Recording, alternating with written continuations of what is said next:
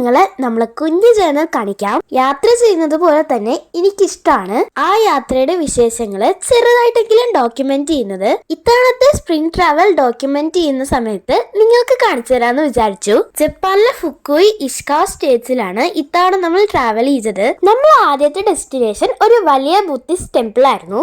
ജപ്പാനിലെ എന്റെ favourite destination ആയിട്ടുള്ള ഡൈനോസോർ മ്യൂസിയത്തിലേക്കാണ് രണ്ടാമത് പോയത്. സുവനീർ ആയിട്ട് അവിടുന്ന് വാങ്ങിയ സ്റ്റിക്കേഴ്സും ഒട്ടിച്ചു വെക്കുന്നുണ്ട്. ഇത്തവണ എനിക്ക് അവിടെ നിന്ന് ഒരു ഫ്രീ കീച്ചൻ കിട്ടി.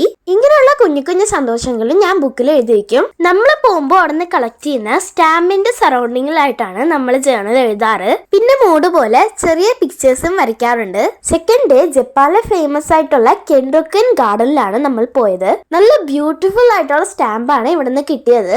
പിന്നെ നമ്മള് ഗോൾഡൻ ഐസ്ക്രീമിന്റെ വീഡിയോ എല്ലാരും കണ്ടു കാണുമല്ലോ. കനസവരെ തന്നെ നിറയെ തൊരിയുള്ള ഒരു ഷ്രൈനും നമ്മൾ വിസിറ്റ് ചെയ്തു. ആ തൊരികളുടെ പിക്ചറും ചെറുതായിട്ട് സൈഡിൽ വരയ്ക്കുന്നുണ്ട്. ഇനി എത്ര നാള് കഴിഞ്ഞിട്ട് ഈ പേജ് നോക്കിയാലും ആ തൊരിയിലെ കൂടെ നടന്നതൊക്കെ ഓർമ്മ വരും. ഇങ്ങനെ ട്രാവൽസ് ജേർണൽ ചെയ്ത് വെക്കുന്ന ആൾക്കാരുണ്ടോ? കമന്റിൽ പറയണേ.